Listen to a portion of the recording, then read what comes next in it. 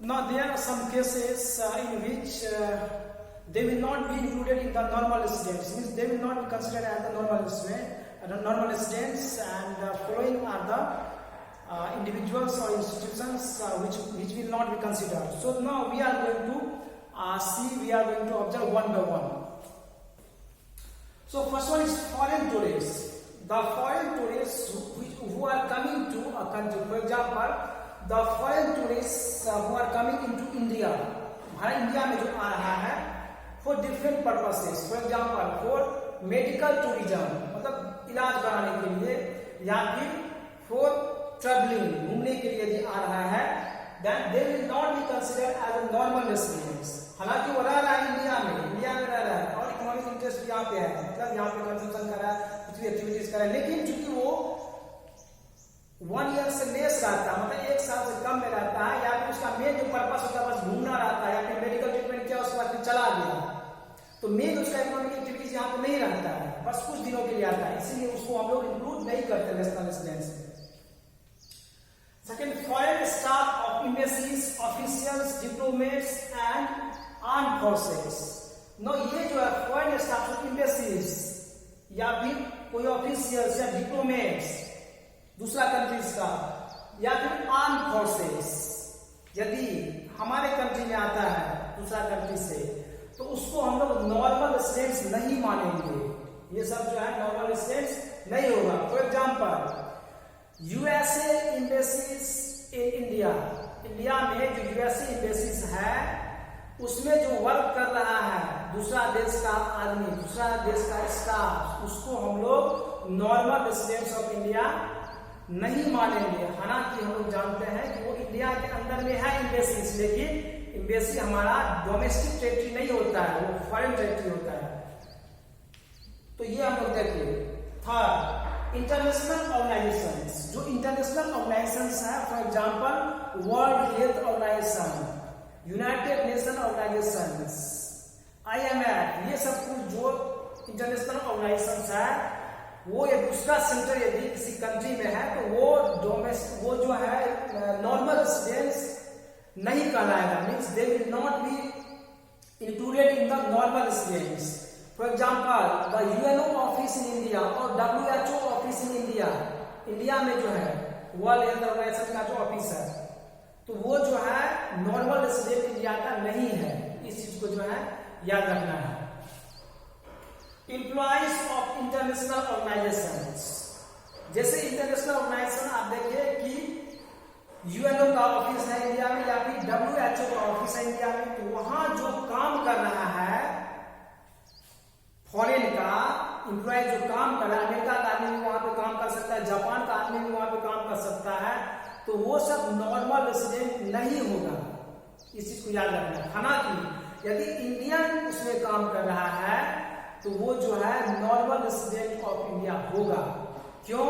क्योंकि वो एक्चुअली में रह रहा है कहां पे? इंडिया में रह रहा है, इंडिया में उसका इकोनॉमिक इंटरेस्ट इंडिया है, लेकिन वो फॉरेन या फिर इंटरनेशनल ऑर्गेनाइजेशन में काम कर रहा है, वहां से वो अर्निंग कर रहा है, लेकिन वो रह रहा है इंडिया में, तो इसीलिए वो इंक्लूड होगा.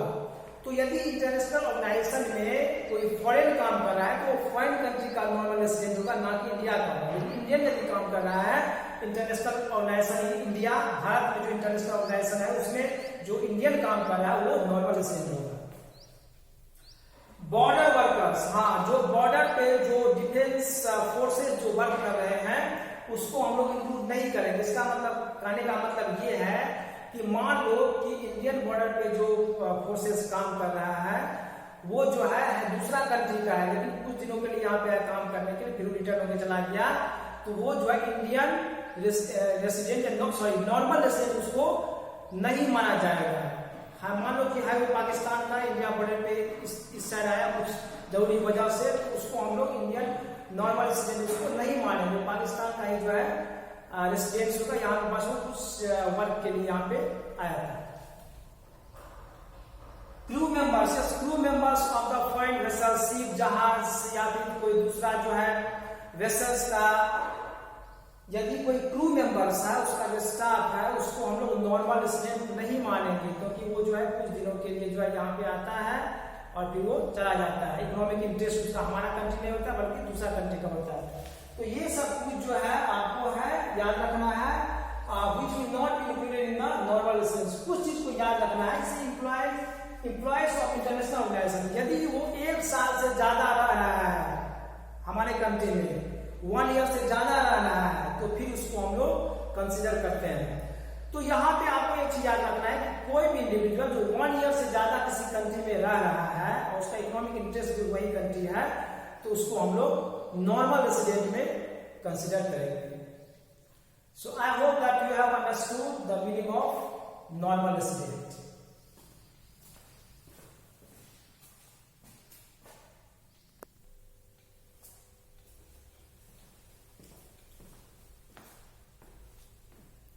Now, domestic income versus national income. Domestic income and national income दोनों अलग अलग चीज है। जैसे जीडीपी हम लोग बोलते हैं gross domestic product, it is the sum total of all the final products in the domestic territory of a country. लेकिन जब हम जीएनपी निकालते हैं ग्रॉस नेशनल प्रोडक्ट, तो उसमें हम लोग क्या करते हैं, जो डोमेस्टिक है वो प्लस में जो बाहर से आ रहा है इनकम, यानी कि नॉर्मल रेसिडेंट्स के द्वारा जो कमाया जा रहा है इनकम जनरेट किया जा रहा है, उसको भी इंक्लूड करता है। तो domestic income and national income दोनों अलग अलग चीज है। नेशनल इनकम ज्यादा ब्रॉड है, डोमेस्टिक इनकम उससे थोड़ा सा सीमित है, क्योंकि ये डोमेस्टिकली जो है इनकम जो जनरेट हो रहा है उसको हम लोग बोलेंगे डोमेस्टिक इनकम, जो नेशनल लेवल पे हो रहा है उसको हम लोग बोलेंगे नेशनल इनकम। तो नेशनल लेवल मींस व्हाट, जो फैक्टर इनकम्स आ रहा है नॉर्मल रेसिडेंट्स के द्वारा बाहर से, तो उसको हम लोग ऐड करते हैं, उसको हम लोग इंक्लूड करते हैं इनकम में। तो इसको ज्यादा क्लियरली हम जो है यहाँ पे समझाना चाह रहे हैं कि डोमेस्टिक इनकम किसको बोलते हैं और नेशनल इनकम किसको बोलते हैं। लेकिन जो हम टर्म यहाँ यूज कर रहे हैं, हो सकता है वो टर्म अभी आपको समझ में नहीं आए, क्योंकि उसको भी हम डिस्कस नहीं किए हैं, उसको हम करेंगे। लेकिन याद रखो कि नेशनल इनकम जो होता है वो हम लोग कैलकुलेट करते हैं NNP eight factor cost, net national product at factor cost, इसी को हम लोग बोलते हैं नेशनल इनकम। और जो डोमेस्टिक इनकम लोग कैलकुलेट करते हैं उसको बोलते हैं NDP eight factor cost, net domestic product at factor cost. तो जब भी आपको बोला जाए कि नेशनल इनकम के बारे में कैलकुलेट करने के लिए, तो आप क्या निकालेंगे, NNP एट फैक्टर कॉस्ट। ये फैक्टर कॉस्ट का मतलब क्या होता है उसको हम जो है डिस्कस करेंगे। अभी केवल आपको ये समझना है कि नेशनल इनकम का मतलब होता है NNP eight factor cost and domestic income का मतलब होता है NDP एट फैक्टर कॉस्ट। इसका क्या हुआ, net domestic product at factor cost, और ये हुआ net national product at factor cost. तो दोनों का जो डिफरेंस क्या होता है, मतलब डोमेस्टिक इनकम जो होता है, घरेलू इनकम जो होता है, उसको हम लोग नेशनल इनकम से कैसे अलग मानते हैं। तो दो चीज को आपको याद रखना है। पहला कि डोमेस्टिक इनकम में वो सभी इनकम आएगा, income generated within the domestic territory,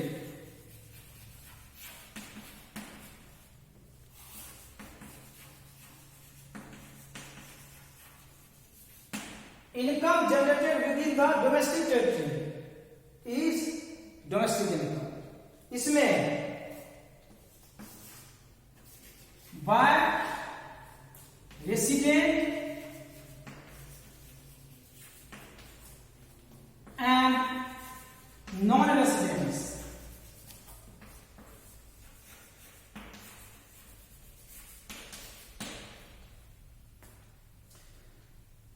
income generated with in the domestic territory. Domestic territory हम बताए थे कि domestic territory of a country कहां कहां होगा, क्या क्या होगा, उसके अंदर में जो जनरेट हो रहा है इनकम उसको हम लोग बोलेंगे डोमेस्टिक इनकम।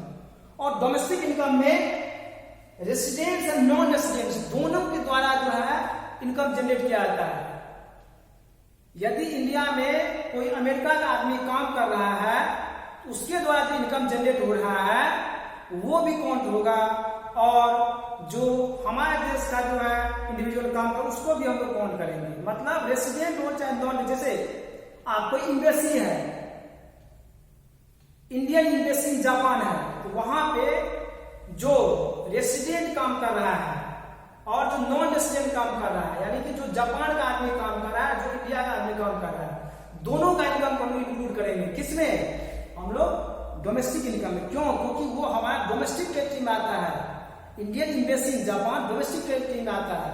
तो इस पॉइंट पे याद रखना है कि रेसिडेंट एंड नॉन रेसिडेंट दोनों के द्वारा यदि इनकम जनरेट किया जाता है तो उसको हम लोग डोमेस्टिक इनकम में इंक्लूड करते हैं। लेकिन नेशनल इनकम में क्या होता है?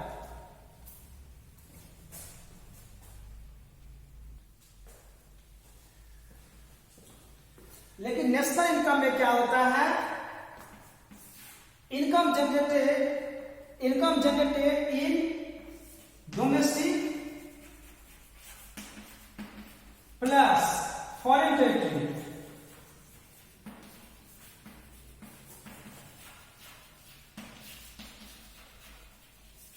Income generated in domestic territory as well as in foreign territory by only normal resident.